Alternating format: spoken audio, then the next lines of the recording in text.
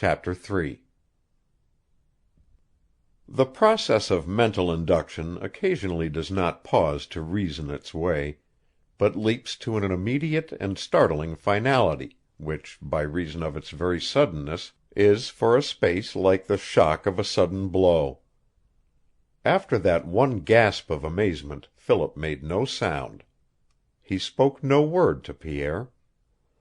In a sudden lull of the wind sweeping over the cabin the ticking of his watch was like the beating of a tiny drum.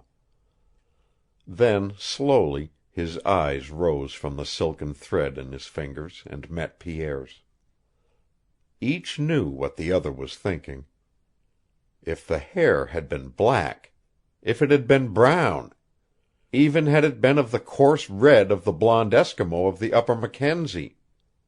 But it was gold, shimmering gold. Still without speaking, Philip drew a knife from his pocket and cut the shining thread above the second knot, and worked at the finely wrought weaving of the silken filaments until a tress of hair, crinkled and waving, lay on the table before them. If he had possessed a doubt, it was gone now. He could not remember where he had ever seen just that colored gold in a woman's hair. Probably he had, at one time or another. It was not red gold. It possessed no coppery shades and lights as it rippled there in the lamp glow. It was flaxen and like spun silk, so fine that, as he looked at it, he marveled at the patience that had woven it into a snare.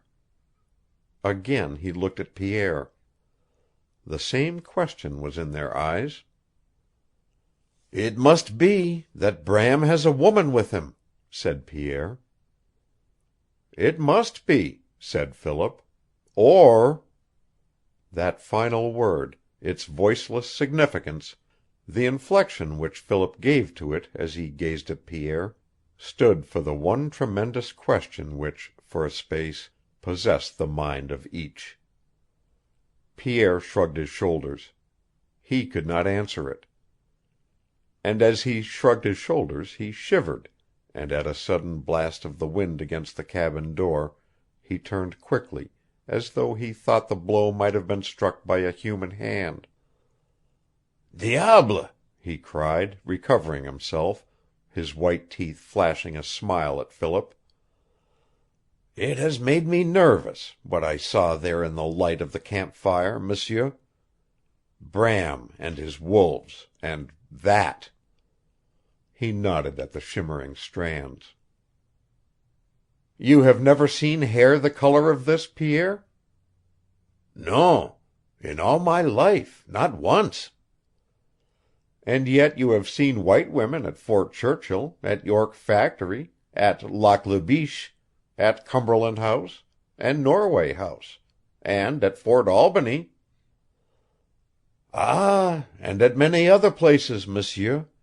At God's Lake, at Lac Seul, and over on the Mackenzie, and never have I seen hair on a woman like that." "And Bram has never been out of the Northland, never farther south than Fort Chipewyan that we know of," said Philip. "It makes one shiver, Pierre? It makes one think of what? Can't you answer?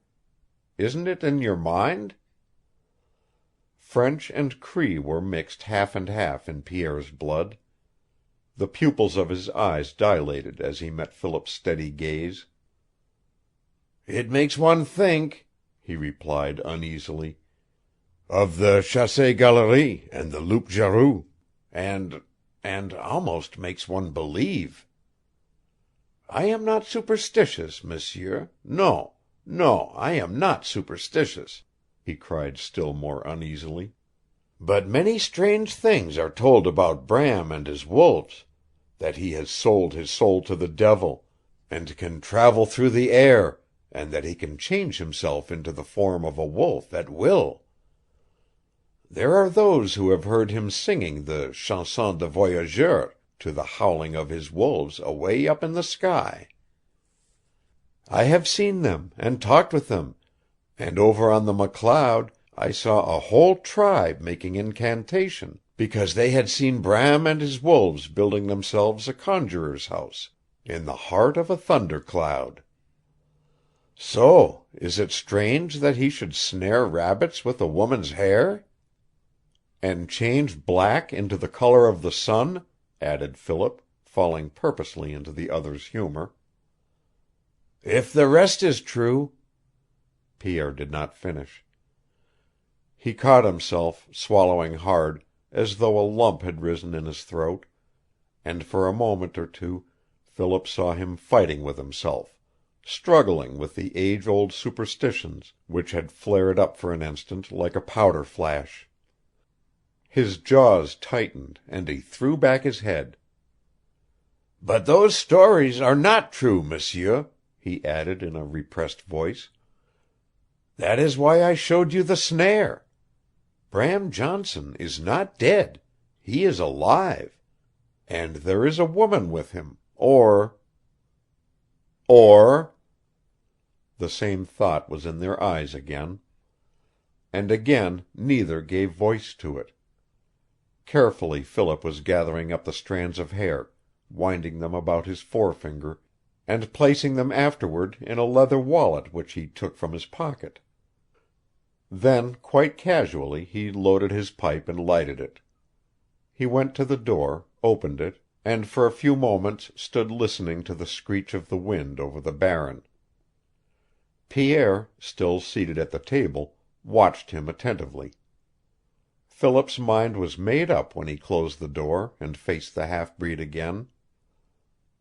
"It is 300 miles from here to Fort Churchill," he said. "Halfway, at the lower end of Jesuche Lake, MacVeigh and his patrol have made their headquarters.